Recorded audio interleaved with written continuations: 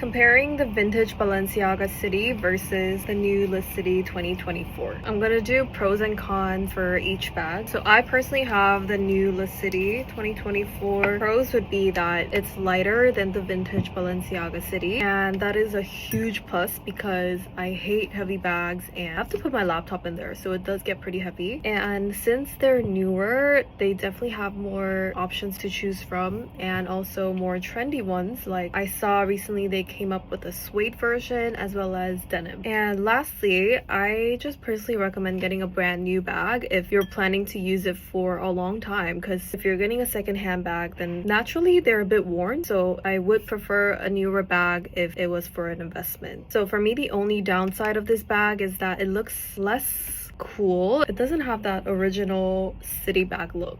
Pros and cons of the vintage ones: it just looks more cool. You can't really copy that vibe with a brand new bag. I think it just comes from the actual Y2K era. It's just something that a new bag can't replicate. Vintage bags are a bit cheaper than the newer ones, but the thing is, with the city bags, since they're so high in demand, the secondhand ones are not that much cheaper either. So the downside is also the price. Although it's cheaper than the newer city bags, it is quite expensive for a secondhand bag, and the ones in good condition are almost close to retail price, so in my opinion it's not really worth it. Another downside is that there's actually quite a lot of fakes out there. I don't think people are realizing how many fakes there are, because even for me, when I scroll on TikTok and I see city bag content, the fake ones are actually quite obvious. So I would just not risk it unless you know that they've been 100% authenticated. Lastly, it's just very difficult to get the right color and the size that you want. Again, the demand is super high, so on the vintage market, if there's a nice